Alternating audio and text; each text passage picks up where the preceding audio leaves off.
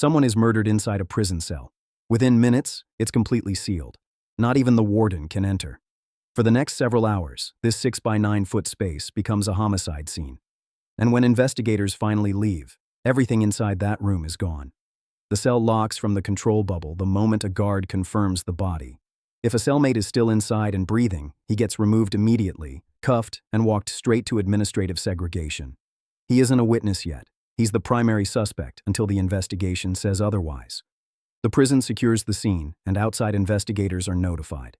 In state prisons, that may be the state police or a Department of Corrections investigative unit. In the federal system, suspicious inmate deaths are referred for federal criminal investigation, and the FBI is commonly notified. The block goes quiet while everyone waits. And on the tier, men are already watching. Who do the guards look at first? Who gets pulled out in zip ties? Which cells get taped off? In a place where information is currency, the first 20 minutes after a killing are the most closely read minutes of the entire week. The Bureau of Justice Statistics has documented that prison homicide rates in state facilities rose more than 50% over the last decade. Every minute that passes is another minute for evidence to disappear. Investigators photograph the entire cell before anything is touched. Then comes the weapon search. Most prison homicides involve homemade weapons or blunt force trauma, not firearms. They search mattress seams, light fixtures, toilet plumbing. High-gloss prison paint can preserve blood droplets, fingerprints, and other trace evidence surprisingly well. If someone tried to clean the scene, chemical reagents can reveal stains invisible to the naked eye. Every item is logged into evidence. Commissary records may be reviewed for signs of debt or conflict. Phones or tablets, where available, are seized. Letters and personal papers are bagged for investigators. Once the forensic team clears the room, 2 officers inventory everything left behind. Every t-shirt, every pair of socks, every soup packet, every legal document.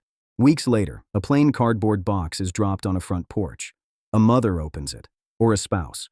Inside are the pieces of a life that ended in a place meant to contain someone, not cost them their life. A half-used deodorant, family photographs, folded letters, a radio, state-issued boots. Anything contaminated with blood or other biohazardous material is disposed of under biohazard procedures. Everything else is packed, labeled, and returned to the inmate's next of kin. A regular inmate porter with a mop doesn't touch that cell. Crime scene cleanup must be performed using OSHA-compliant biohazard procedures by properly trained personnel. Some state systems use specialized internal units. Others contract private companies to come inside the walls. Full hazmat suits, respirators, industrial cleaning agents strip the walls and floors. In older facilities where the floor sealant has worn down, blood seeps into the concrete itself. Depending on the condition of the floor, specialized cleaning methods may be needed to remove contamination from porous concrete. The mattress, pillow, and bedding go into biohazard bins and get incinerated. The sink and toilet get scrubbed until the room smells like nothing at all. When the crew walks out, there's nothing left. A few days pass. The lockdown lifts. The tier goes back to its schedule. Doors open for breakfast. Televisions echo down the block. Then a new bus rolls in. A new arrival walks onto the housing tier carrying a rolled mattress and a mesh bag of state-issued clothes. The floor guard stops at the door, keys hitting his belt. He unlocks it. The new guy walks in, drops his mattress on the steel frame, and looks out the small window. He has no idea what happened in that room 72 hours ago. The men in the cells next to him do. They watch him unpack in total silence.